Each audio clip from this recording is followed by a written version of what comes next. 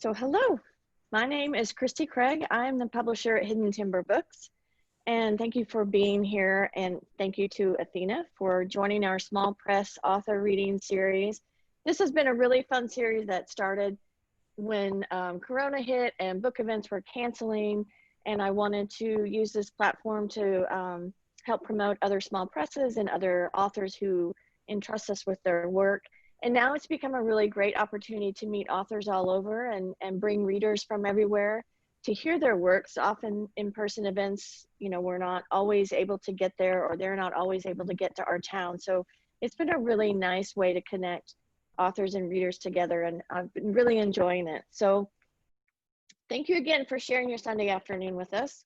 The first thing I'd like to do really quickly before we get to Athena's work is just introduce you to another book from another small press that I think would be really a great read. I've mentioned it before in one of our past readings, but I just got the copy in the mail this week, so I wanted to bring it up one more time. It's called Black in the Middle, and it's published by Beltline Publishing, which is, I think they're based in Ohio. And it's an anthology, and it's edited by Terrian Williamson, who teaches in Minneapolis, and she is one of the founders of the Black Midwest Initiative. And I was going to read a note from the Black Midwest Initiative. There's a little bit about it in the front of the book, but I think instead I'll just give you a tiny blurb from the back. And it just says, Black in the Middle brings the voices of Black Midwesterners front and center, bringing together people from major metropolitan centers like Detroit and Chicago, as well as smaller cities and rural areas where the lives of Black residents have too often gone unacknowledged. This collection is a much needed corrective to the narrative of the region. So again, I think it's a great book to check out. I've just started reading a couple of things in it, and I wanted to bring that up to you. So thank you for letting me take a minute to do that. And now to get to Athena Dixon. Now let me just tell you a little bit about Athena. Born and raised in Northeast Ohio, Athena Dixon is a poet, essayist, and editor. She is a Pushcart nominee twice, a Best of the Net nominee, a Callaloo Fellow, a Vona Fellow, and a Tin House Workshop attendee. She's a member of Moving Forward's Memoir Writers, and she is also the founder of the Linden Avenue Literary Journal and co-host of the New Books and Poetry podcast. Lots of wonderful things under your belt. Great projects. Thank you. And today I am honored to host you as part of our small press author reading series so that we can hear you read from your new collection of essays, The Incredible Shrinking Woman, to learn a little bit more about you as an author and your work. And thank you to Split Lip Press for bringing your book to us. Yes. So I will hand the baton to you, Athena. Alrighty, thank you.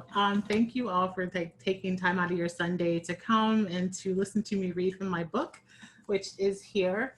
I'm going to read a couple of pieces, so I'll read a piece, and if you have any questions, feel free to ask them, and then I'll read another piece, and so I'm reading 3 pieces total.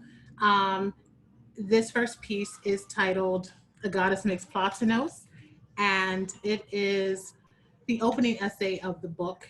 It has to do with kind of like a vignette of my life during the time that I started really working on healing myself. I went through a very, very bad divorce in 2012, and that put me into a suicidal winter where I stopped writing completely and I had to rebuild my life from scratch. So this is kind of like in the midst of that. A goddess makes platinos. I'm standing in the kitchen making platinos. It is a Friday in the summer and all of the windows of my home are open. I'm trying to create some semblance of peace today, but you are on my mind. I believe I can forget the bitter of these last years and smash the sweetness of memory between my teeth. I'm wrong.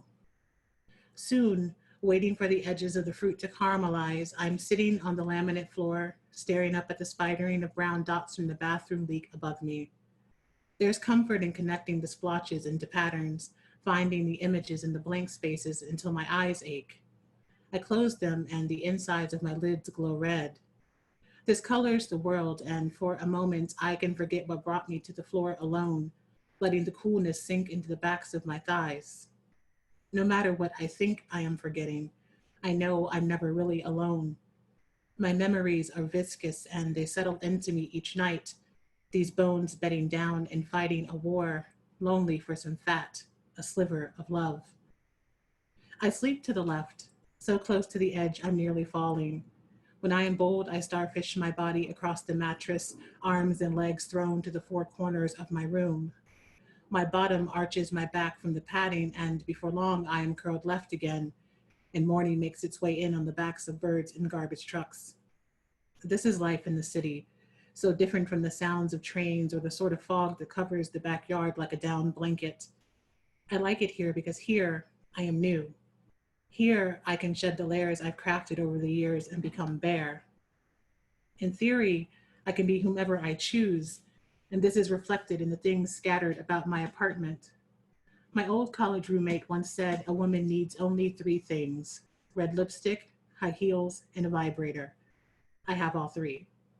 But in the end, I am the same as I've ever been, a study in cardigans and Chuck Taylors, a portrait of curls and a bare face, a face morphing into my mother's as the years go by.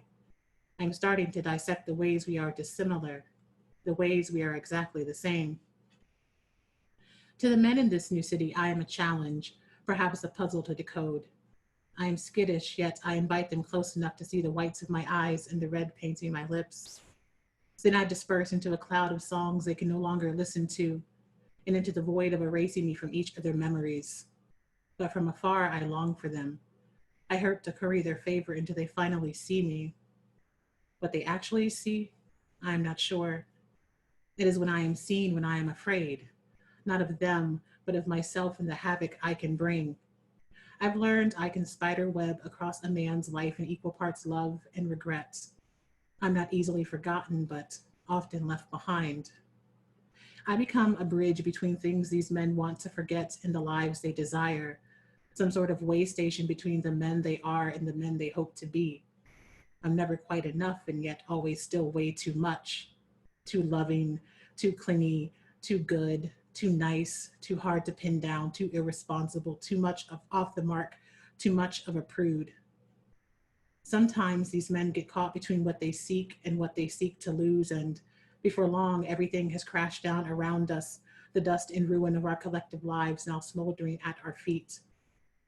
This pattern of men coming and going is easily traceable throughout my history.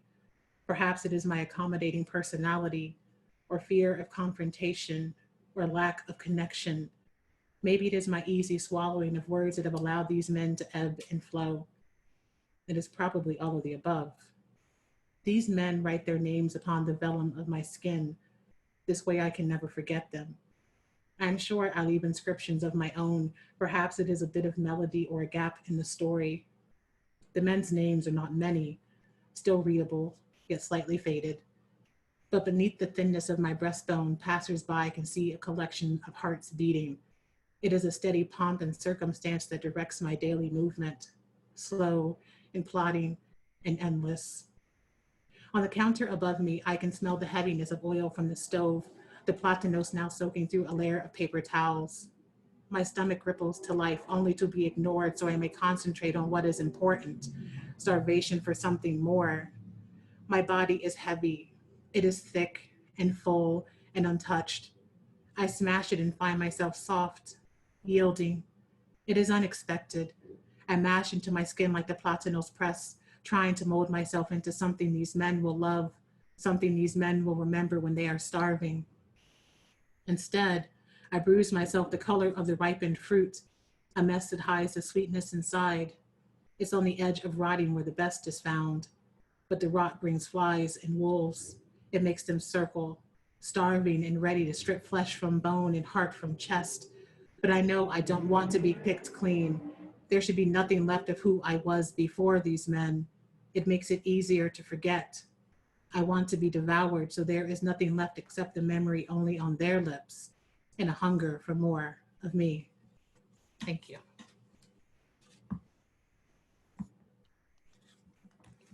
That was awesome. Thank That's a you. beautiful essay. I was just writing things down about just the way that you explain that experience and tying it to the platinos and all the sensory details, the smell and it's being on the oil and I mean, everything about it. I think I especially liked in the beginning that mashing of memories, and I don't know, it was very cool the way that you used that in explaining what was happening. Thank you. So I want to allow people to ask a question or make a comment if you'd like to.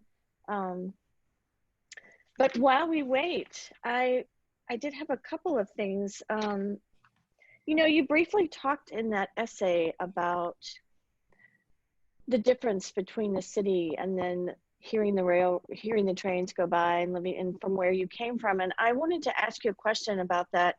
There was an author that read for our series early on, Ruby McConnell, and she lives in Oregon. And she asked that question that we often hear, like, where are you from? But she asked it in a different way. And she said, where is home? Meaning, don't tell me about where you're from, but tell me what home really represents for you. And so I'm curious about home for you, where you came from, how it represents you, in home where you are now, and how those things collide or don't, and you know, how that kind of worked into your book of essays. I think home for me is very much a place, but also a feeling. I'm from a small place of like 20,000 people, so everybody knows everybody. There's one high school, one junior high, like you start school and end school with the exact same people. People don't really leave. So for me, it's this sense of kind of familiarity and stability that is like, has this undercurrent of boring. I like to tell people the home for me feels boring. Home for me is routine. It's knowing where things are. In a poem that's kind of tied to some of the stuff in this book, I make this note about home for me is things like Lipton tea and skillet toast, and knowing that the sugar is in a particular container in a particular drawer in the kitchen, that these things that make me feel like if nothing else in the world is okay, I know what this world is and I know what the foundation of this world is. It's something that I'm still crafting in Philadelphia. I've been here a little bit over 5 years, but I'm starting to nest and fully like live here. Like this 5 years is the longest I've ever lived somewhere that was not where I was born and raised. I've always left the city after 4 years. So Philadelphia is becoming my home because now I feel safe here and I feel comfortable here. So it's becoming boring. It's becoming a routine. It's becoming having a favorite gas station and walking into that gas station, having them know who I am, even behind the mask at this point. So it's creating routine that makes home for me. And as long as I have the security to create that routine, I think that I can find home anywhere. But that is still to say that I do miss home a lot. My mother and father, my sister, my one surviving grandparent, my aunts, uncles, cousins, everybody I've ever known is back in Ohio, and I'm the only person here. And so I don't see them often. Side note, my parents are coming here in like 2 weeks against my protest, but they're coming, and I already have a running list of food and things that I need them to bring me from home so I can feel okay and safe.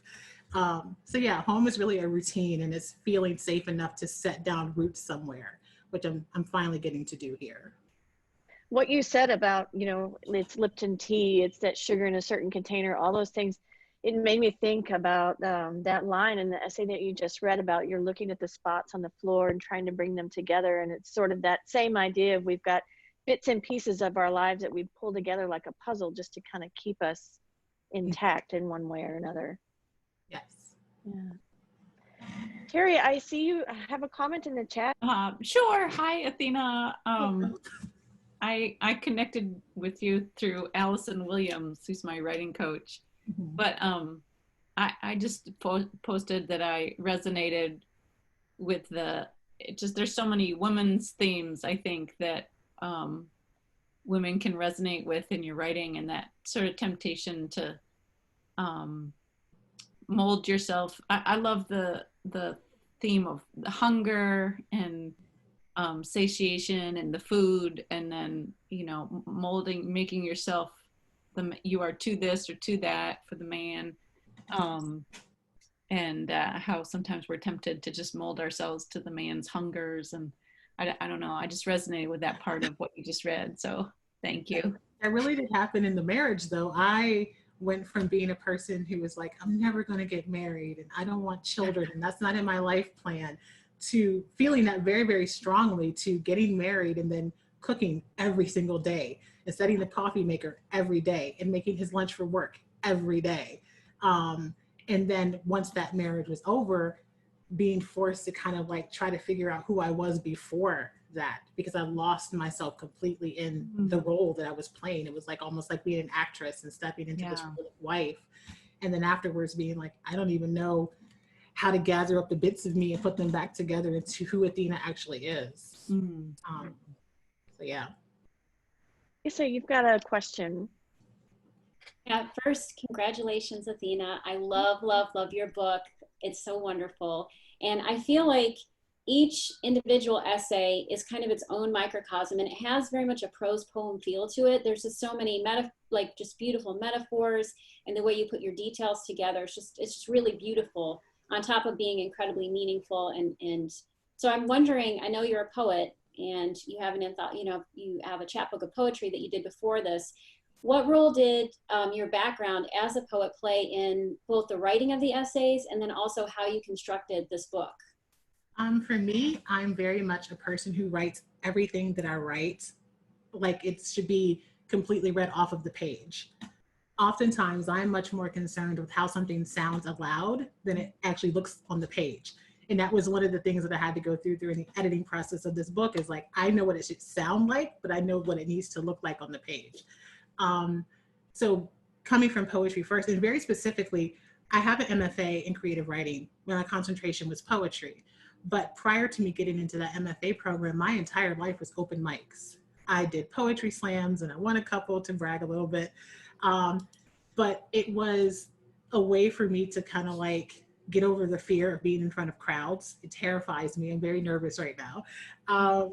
But all of my poetic experience prior to writing that chapbook and prior to graduate school was strictly on the stage. And so I had to learn how to navigate language in a way that kept people interested. That you can't be on the stage and read in monotone, or you can't be on the stage and read something in the same kind of like long line and there's no hard stop, or you have to consider your word choice. And so when I got to graduate school, I did a research essay, thesis, and a creative thesis. My research thesis was on phonetic intensives as building blocks of poetry, and literally looking at the science behind how you form words in your throat and in your mouth, and how those things have impact on the people who are reading your work. So it's helping break down using fricatives versus plosives. And so everything that I write, I read aloud and I worry about how those words bounce against each other. And so when I'm writing prose, I do the exact same thing. That I want to know if I'm using the same words too close together. I want to know if this line is too long bounced against another too long line, or these hard stops too close together. I want there to be like a wave to when you're reading my work. I want it to sound like you're speaking on the page. And so even when I finished a novel back in June, it's 83,000 plus words. And I read every single word of that book aloud. I can tell you how many times to get it right. And so poetry is very much the catalyst for everything. And even like on a base level, when crafting prose for me, I care about how the lines end and how the paragraphs end, because a very simple poetic trick is every line should pull you to the next line, which should pull you to the next paragraph, which should pull you to the very end of the piece. And then at the very end, you need something to shoot you back to the top. And so I'm thinking about that every time I write an ending. I'm thinking about that every time I'm thinking about scene breaks. Is how is it like leaving that thread throughout the whole piece? So it might not necessarily be like a braided essay, but it also has like a common thread that you can always find your way back to the very beginning. Well, that is an excellent answer. And I have to say that everything that you're talking about, I could see it on the page. I could see the work in a way that is absolutely beautiful, and it just brings it together. And so when I'm reading it, even in my mind, I can hear it spoken aloud. So thank you for sharing that. You're welcome. And sorry for the Philadelphia. Philadelphia is showing out today. And my office is in the front of my place because it has like all the outlets and whatnot. I was just going to say, if anybody had any more questions, I was going to read the title essay of the book, since that's what I named it. So the title essay of the book is The Incredible Shrinking Woman. The fun fact about this essay is that the essay was actually written on my phone on the plane in real time as the essay was taking place. And so I was trying to like tamp down my anger at the woman that I'm talking about in the essay. And so my only recourse, because I honestly didn't want to be like the angry Black lady on the plane, because I knew the implications and the ripple effects of that. So I pulled up my phone and started writing the essay, went to Tin House for a week, came back home, let the essay sit for a little bit. I added like the final paragraph and then submitted it to Gay Magazine when they had their original open call. And I think I submitted it on Saturday. I got an email on Monday accepting it, and it ran on Wednesday. So it was like super quick. It's like the quickest I've ever gotten anything published. And so this is the essay that kind of became the anchor piece for the book itself. The Incredible Shrinking Woman. I know the difficulties of navigating a fat body on a plane. It starts by tucking my arms and narrowing enough to make it down the aisle while ignoring the eyes of the first class passengers. It's an exercise in praying no one is already buckled into the end seat and hoping that just maybe the middle one is empty. So it comes as a surprise when I find rising annoyance with the equally fat woman seated in front of me on a flight hovering somewhere over Utah. For the duration of our 6 hours, sharing United's ample seatbelt room but pseudo-folding chairs, she is reclined into my knees and rocked her body into my space while she tries to make herself comfortable. I have huffed, muttered, and cursed at each jerk and press of her body because I know bright pain will shoot through my already sore legs. And I want to yell at her that we women of size must know what it is to shrink. We cannot grip the back of the seat, arcing it as we escape to the tiny lavatory that makes us shuffle in, hoping we fit. And I want to scream at her about our shared tallness, how she should know how precious little room there already is, and now my inches are hers. And I get tired of her flipping her hair. I'm just waiting for it to break the barrier of her seat top and touch me. It doesn't, but I am still angry. And when her jacket pushes its way between the seats and caresses my kneecap, I'm not sure what to do with myself. As we lower ourselves into California, I fight the urge to be one of those who jump up and linger in the aisle. At least there I am able to command space. My body would unfurl and I could tower brown and proud. But as we land, the staccato of her body beats rhythm against me each time she shifts, which is often. I'm risking being the angry Black woman tapping her on the shoulder and reminding her to keep her bulk to herself. Be a respectable fat woman, I want to say. But she is not just fat. She is also white and blonde. There is privilege there that impacts our bodies in different ways. It is not the fat that separates us. It is power in the ability to say this space is to be occupied any way I see fit. I am simply trying not to cause waves, trying to prove through my folding and tucking that I belong here, that I am not what you expect me to be. I am a good fat woman. I am reading a book of essays and I politely decline the snacks and drinks. I didn't want to be the source of a rattling pretzel bag and the crunch of salt and dough echoing. I want to tell this fat woman about the time I cried while reading Shonda Rhimes' The Year of Yes on a plane towards some destination I can't remember. How when I read about the time the seatbelt wouldn't fit across her waist, I was experiencing that exact embarrassment with a cardigan across my midsection. Or the humiliation of a flight attendant making me show her my buckled belt while the cabin filled around us. Or how I went home after that trip and researched which airlines have the most room, or if it is legal to bring my own seatbelt extender because I'd be too ashamed to ever ask for one in real time. How I resigned myself to being flung from my seat in a crash because that was better than asking for help. I wanted to tell this fat woman about the doctor who refused to treat my knee that had popped out of place until I agreed to go to a bariatric meeting for the same hospital in which he practiced. And how I went to that meeting, and then another, until yet another doctor made me cry.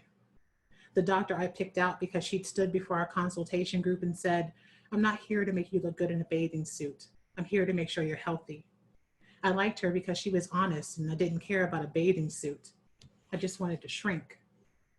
I wanted to rattle around the bottle of prescription weight loss pills and tell my fellow passenger about how I had to ease onto them, fighting nausea so strong my coworkers were afraid for me, how I spent a discounted $100 every 4 weeks and took an equal amount of pills a day for months until I couldn't take it any longer, how I'm thinking of going back to them once more. I said none of this, just groused beneath my breath and vowed to upgrade next time I flew. What I couldn't say to this woman, or anyone else for that matter, is that I've yet to figure out how to exist in the world. I haven't quite figured out what version of myself I believe in the mirror. Do I believe those days when I see a beautiful woman with a body that fills out and dressed like an hourglass, or the version of me that has a ladder of back fat climbing towards unattractiveness? Do I believe the me that can fit her hips easily into a train seat, or the one that comes away with bruises after sitting in a stadium? Most days I pick the fatter one because it's easier to bounce back from that low when things don't go as planned, or the clothes don't fit, or the swelling in my legs make people think losing weight will solve all of my problems. And deep down, what I really wanted to say to this woman was that it's not actually her fault, because it was not her who asked me, who's going to want a big woman with short hair when I chopped it all off in college? Gave me the sage advice of, a man doesn't care how big you are as long as your stomach is flat. Or, inflicted the pain of the man I loved reminded me of my sexual unattractiveness, the largeness of my ass, and his lack of satisfaction as I stared at his equally large body. She couldn't have known any of these things that afternoon as snowy mountains gave way to rolling green hills outside the windows. So maybe I was just seeking a kindred spirit, a kind look between the seats to let me know that while her tucking and folding may have been different, she was trying to shrink too. And just maybe I wanted her to share a bit of her confidence, a confidence that allowed her to spill over her seat into the spaces beside and behind her, and afforded her the bravery to actually use the lavatory without fear of rising from her seat and having to buckle in again. But there is a part of me that knows my anger was rooted in fear, a fear of her constant moving, calling attention to the both of us. I kept wanting her to shrink because I was doing my best to disappear and I just couldn't make my body any smaller than it already was. I thought the more she moved, the more the people around her would huff and puff as I was doing. And before we knew it, we'd be nothing more than just two fat bodies taking up the window seats and too much of the armrest. It would be too painful for me to try to explain to this woman the aches that last for days after my flights, because once I lock my body into place, I'm afraid to move. I've read too many stories of people angry at largeness creeping into the spaces they've paid for. I could never shoulder that embarrassment. Instead, I wanted to ask her how I could shed the fear of rising, of inflating to all that I am, including the reasons I am traveling. In my shrinking, I have not just shrunken my body in its presence, I've collapsed down everything I am. On that plane and in that seat, I have made myself so invisible that the destination is no longer important. It only matters that I am not too much of anything, fat, black, or wide. On our final approach, with Portland gray and misted below us, she stands a final time to adjust her clothing and carry on. Again, there is a rocking and jerking of the seat and more curses under my breath. This time, I think she hears me, and for a moment, I swear I see a flash of blush on her cheeks. This is my final shrinking, the one that comes from being seen. This is the first time I see shared recognition of our size, but when she sits, the press of the seat is the same as it has been in the hours beforehand. I lock my muscles as we bounce onto the runway, a ritual that comes with every landing. I'm fighting the force of jet-fueled engines in order to stop my weight from invading the space of the passenger behind me. As we deplane, I try to shake away the insecurities, tucking bits of them into the seat back pocket and leaving trails of the rest along the narrow path toward the coolness of the Oregon afternoon. I am careful to avoid my hips brushing the seats, even if they are unoccupied. But ahead, I see her with the meat of her hips swaying against the leather, and I want to ask her how to reverse the shrinking and become as open as the wide blue sky. Thank you. You know, you write a lot about being seen and not being seen. Mm-hmm.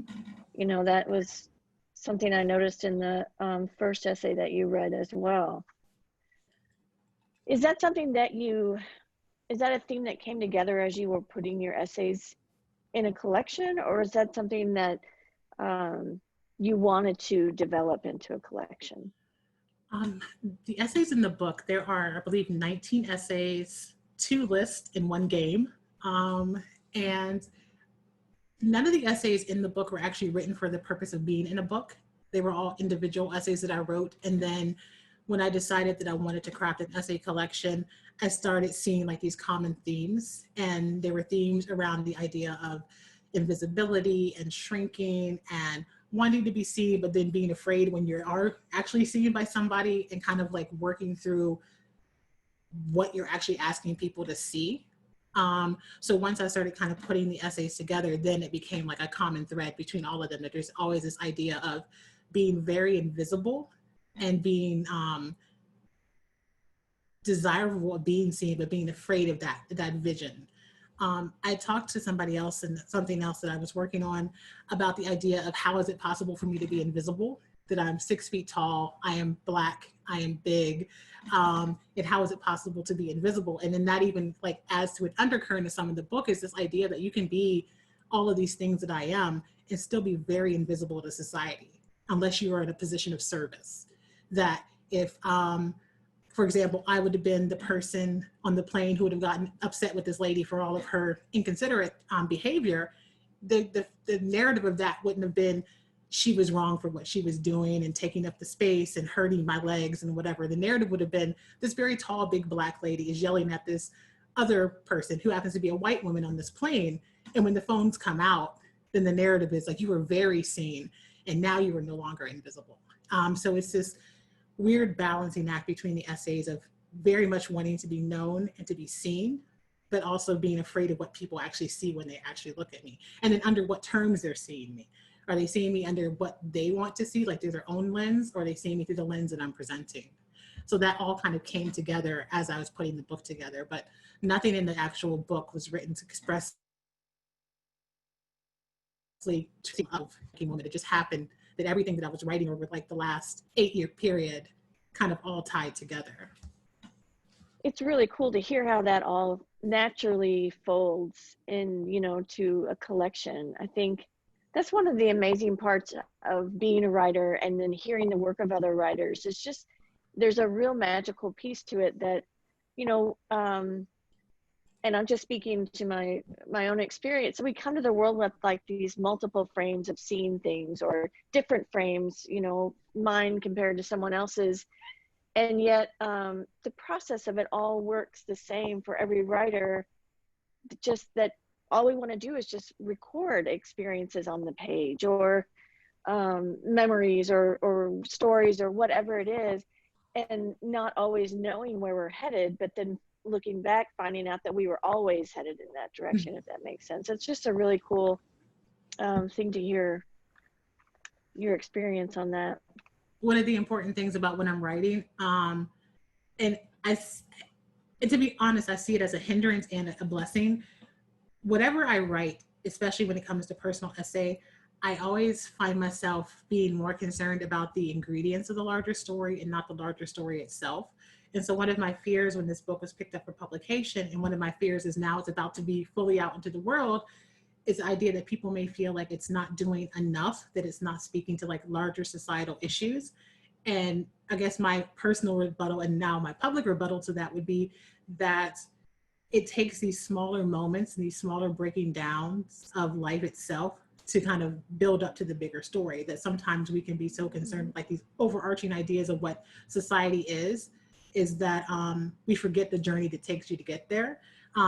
So all of the essays in the book are pretty much like these vignettes of like these individual experiences that I think speak quietly to people who may feel like their voice gets lost in the shuffle of the world. And so I'm hoping that the people that come to the book have their own shrinking and their own kind of like fears of being seen, and that they can kind of like relate to the idea that freedom itself is not like this boisterous thing. Freedom comes in like many forms.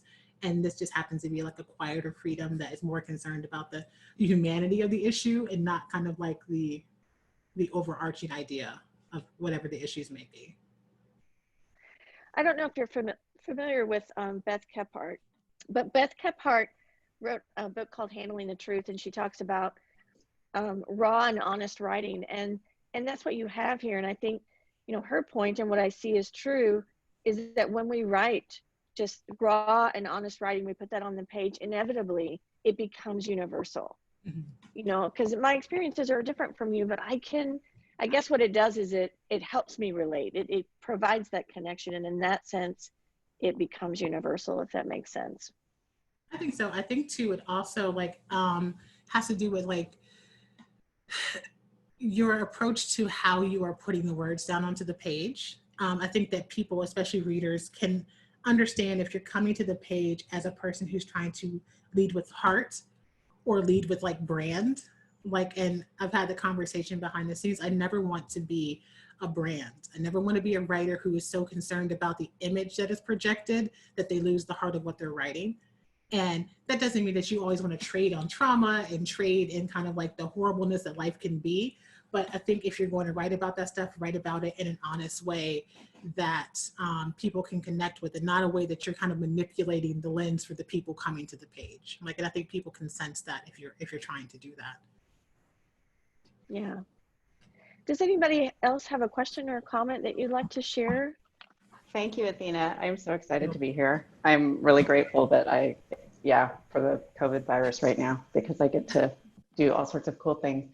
I really relate to the shrinking in different ways than you do, I think. And it's more of an internal shrinking that was learned, in my family. And I guess one of the things that you were just talking about feeling that it's not enough, I'm putting words in your mouth, but feeling some awkwardness around maybe writing the essays in the way that you feel compelled to write them, and feeling like I should be more concerned with what's going on in the larger world right now. And I do feel that. And I've been working on an essay right now, and I find myself trying to insert things in it to bring up this topic that was never a part of my original essay, and feeling awkward about it. And I was just wondering if you had any other thoughts on that. I think in terms of writing things that are going on right now, and I'll preface this by saying I am not a fan of hot takes, and I'm not a fan of, I'll say what I'm going to say and then clean it up. I'm not a fan of hot takes, and I'm not a fan of writing current event stuff for the sake of writing about it. I think that there's this rush sometimes to include what is currently happening, no matter if it has to do with COVID, if it has to do with civil unrest and social justice issues, or whatever issues that may have popped up in our news cycle over this last 6 months.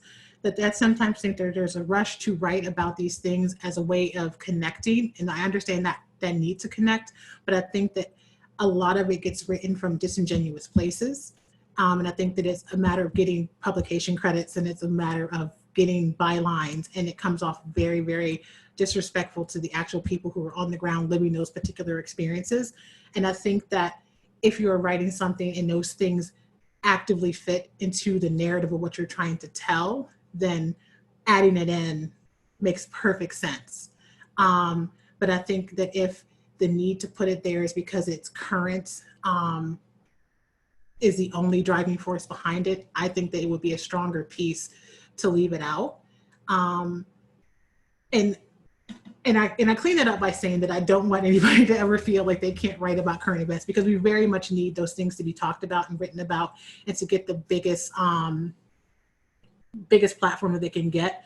But I would rather it be people who are writing from a place of this is my lived experience, and I need to get this out, because without getting the story out, I can't tell the story of myself.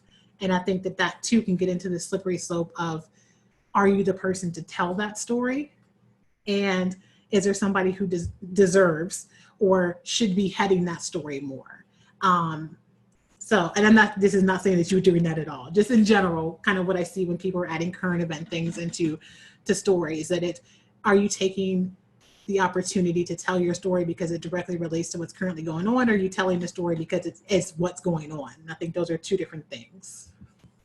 Thank you.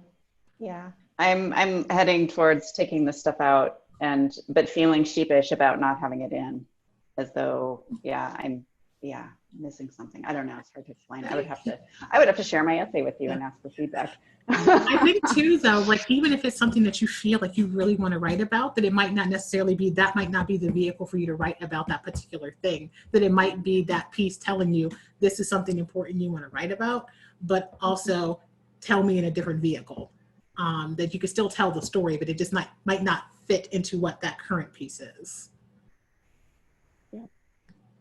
That's great advice. Very physically, I have my project notebook is in the other room, but out of every journal, every project notebook that I have, even on my desktop right now, I have a Word document titled Scraps, and it's where I just write paragraphs, lines, individual words, just things that I know that right now it does not fit in into something that I'm writing, but I don't want to lose it. And I always circle back, and a lot of that stuff has found its way into other works. So even if it doesn't fit in that particular piece, keep it, because it popped in your head for a reason and it has value. So just keep it, and it will find its way into something else. Well, we have about 10 minutes. So would you like to read your third essay? Yeah, this is like a little capper. It's a little smattering of joy is one of the lines from here. It's just a little bit of a vignette of a night in Philadelphia. It's called Karaoke. Karaoke. I'm a mess. I am a triumphant mess standing outside of a bar in Center City, Philadelphia, waiting on a lift. The warm night air is ruffling my shirt and moving my drunken body without much effort. There's nothing to hold on to that isn't an overflowing trash can, so I try to steady myself out in the open. But that doesn't work, and I'm swaying with my arms braced outward like fur boughs. Two of us laugh on the sidewalk, slosh full of vodka and cranberry juice. I don't know why we are laughing, other than the fact we are way drunker than we ever intended to be. The earlier drinks from the karaoke bar had worn off in the blocks we trekked to find another source of fun, but that is no longer a concern. We almost passed this place, bland and dark, until the shouted offer of free drinks for the pretty girls walking by stopped us in our tracks. And now we are 3 double drinks in with an old man trying to grind on 2 of us. Perhaps we are laughing about how he toppled from the stool before staggering over to Marisol to chat about her and the possibilities of a them. We could be chuckling about how we belted out Usher and Queen and the Notorious B.I.G. in a private karaoke room passing mics between drinks. Whatever it is, alcohol or humor, it makes us giggle until our sides hurt and we are gasping for breath. I am drunk, but I know I like this. There is a small jolt of clarity that reminds me this is my life, one I've built and reshaped and shouldered all on my own. I thought it's what life would be when I moved to Philadelphia, friends and Friday nights and laughter in a city I'd conquered. All those things aren't true, but it's getting there. What I have in this moment and in this city is a smattering of joy. The bag of food in my hand thumps to the ground and Marisol doubles over again. She bought the last drink, the one that pushed me from tipsy to drunk.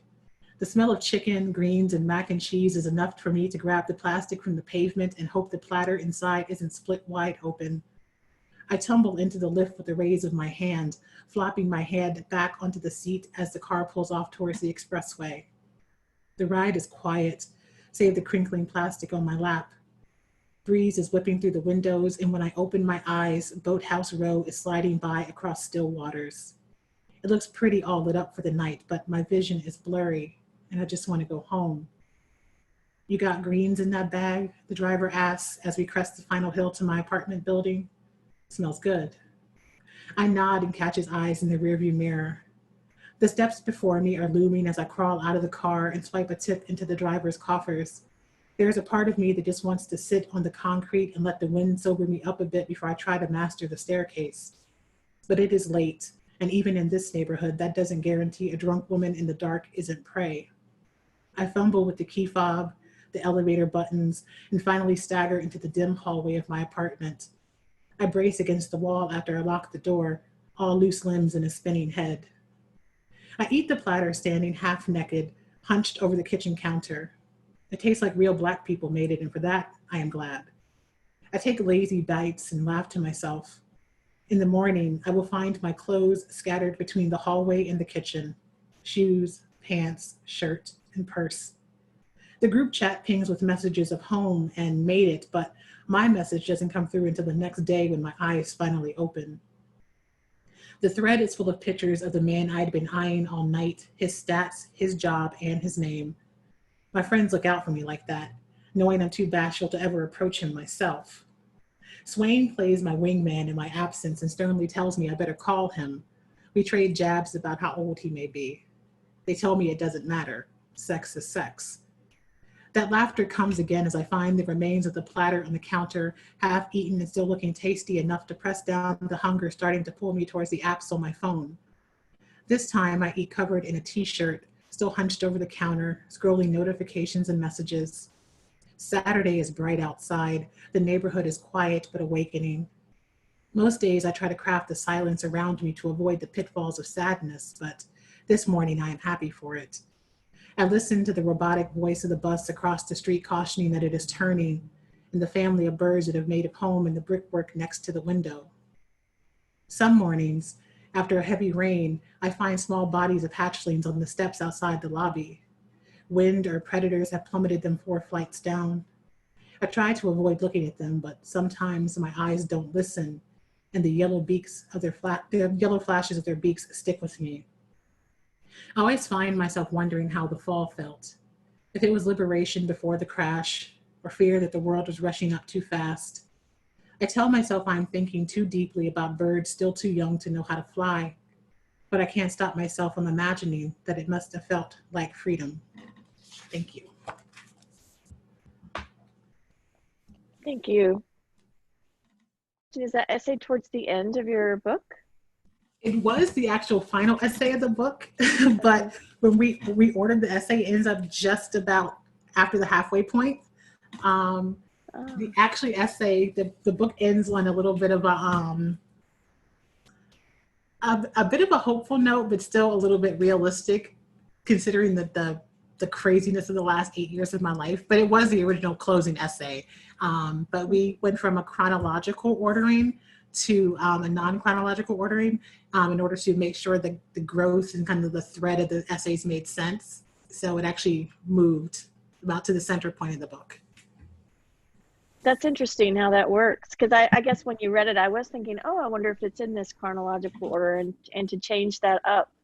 Mm-hmm. Yeah, that's the whole part of the process. I guess, you know, the last thing that I would love to know is your experience of working with a small press. What do you see, you know, as one of the benefits of having that relationship with a small press versus a bigger one?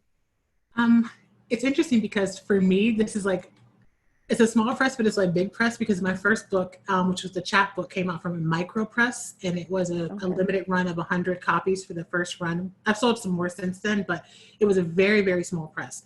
But Split Lip was on my list of first places I sent my book. I sent the book out 4 times, and I do the same thing when I submit actual individual pieces. I don't submit a lot. Like currently I have nothing on submission, and that's okay with me. I have nothing pending decision, and that's fine with me. So I approached sending out the manuscript with the book by researching where I thought the book would be the best fit. And so I came up with 4 names. I came up with a big name press for me, which is still like, I guess, a mid-level press. Split Lip, because I thought that they would be a good fit based on what I could see from their catalog and seeing them on social media. Mason Jar, because they published Tyrese Coleman's How to Sit, which was one of my favorite books of the prior year. And I loved everything about that book, from the size of it, to the content of it, to the length of it, to just how they kind of carried her in that book during the promo and all of the time since that. And I sent it to another place that I thought was like a little bit off the beaten path that might accept my book. Oh my gosh. I'm sorry, Philadelphia. And so I sent it to those 4 places, knowing that they were places that I could see outwardly that I felt that they would fit me and they would appreciate my work. And so when Split Lip picked the book up, I was very nervous, but they have been like, honestly, really, really amazing. And I say that because even though they came to me with edits about changing the order of the book, they didn't try to change the voice of my book. They didn't try to change the content of my book. They gave me a lot of free reign to pick what I wanted like I had 10 options when it came to my cover. And that was after I gave them a massive email of what I liked and what I didn't like. They have been very, very good at kind of saying, this is what we liked about your work and we want the essence of that to stay the same. And for me, it works well because I had a very honest conversation with myself a couple of years ago about what I wanted my writing career to look like and what level of exposure I wanted. And I knew that I would not be comfortable with the kind of exposure that would come from being with the big five. And I don't think that I write things that the big five would find profitable enough to even pick up a book from me. And so I didn't go into writing with this idea that I was going to be like some New York Times bestseller and I was going to get all these other things. That was never my goal. So I have had like the best experience working with a group of people who right now their concentration is my book, that I'm not competing with other writers. I'm not like fighting with the marketing department about you can't post XYZ on your social media because it doesn't fit the brand, or you can't do certain interviews or events because it didn't go through us first. Like I have so much freedom to get my words out into the world in the way that I want them, and then know that people behind me are fully supportive of that. And with information, but not too much information, like they are very fair when it comes to contracts as well. And I think that's something that as writers going in, like people are like, oh, but so-and-so got like this big advance. Like I didn't get an advance for my book, but my royalty structure is very favorable to me. And that's important to me because I don't need an advance that I know that it's going to take me forever to pay that back. And I'm not forced into something like that. So I can set up that contract and knowing in my contract too, that they're not coming for all of my rights and they're not coming for anthology rights or movie rights or TV rights. They're like, we want to publish your book and that's what we want to do. And it's not about taking over the author as their entire career in order to lock them into something. So small press, if you have a very kind of defined goal about what you expect of your work and what kind of exposure you want, is probably the best way to go. My ultimate goal with my writing is to be able to make a living from writing and editing. I'm a very big proponent of the idea that you can't just be a writer and make money. That's rarefied air. Not everybody's ever going to get there. You have to have an idea of how you want that creativity to create income streams. And for me, that means being able to have my audience and still have myself and have some other means of being creative at the same time. So small press for me was the best option for that. And I think, you're right about having that additional job, because I find that my work outside of writing feeds my writing, and my writing feeds my work outside of writing. So it's always nice to have those two sides to ourselves as writers and creatives. Mm-hmm. Like I have a full-time regular day job that I've had for 11 and a half years. That's completely outside of writing. And when I took the job, I was an adjunct professor for a couple of years. I taught college English and I did not make money and I did not have health insurance or a union. And when the opportunity for this steady job came, I took it. And I felt really, really badly about that because there's this myth that writers write all the time. And if you do something else, you're not a real writer. Like, no, real writers have to eat and pay rent and have health insurance and live. Like, that's a dream that doesn't exist anymore. People don't have patrons and people don't have families with money that can support that. So realistically, if you have to have a regular job, you are still a writer. And my father, he's like, I know that this is not what you want to do, but you use the income from that job to fund the life that you want to live. And that's what allows me to take off a week at a time to go to Tin House, or it allows me to pick and choose what clients I want to work with. It gives me the opportunity to live in a city that is not New York, because I don't want to live in New York, but lives in a city that has a literary community that I didn't have back home. Like, that job affords all those things. And I think as like writers and creatives, we would do so much service to each other if we had those kind of conversations about what writing life really is, and stop pushing this myth of like a writer's life looks like this particular thing, because it does not. There is no cookie cutter writer's life at all. Yep. I totally agree. Yep, I can relate to a lot of that. Thank you so much, Athena, for being a part of this series, and thank you to the readers here who gave up your Sunday, oh my God, Sunday afternoon. I'm telling you, I wake up every day and I have to look at my phone to figure out what day it is because I don't remember. Everything's just sort of melding into the next. But anyway, thank you for sharing your Sunday afternoon, and I hope you'll stop by Hidden Timber Books and check out some of the other readers that we have up coming down the line. Thank you again, Athena. All right, well, everyone have a lovely afternoon, and hope to see you soon. Thanks so much. Thank you.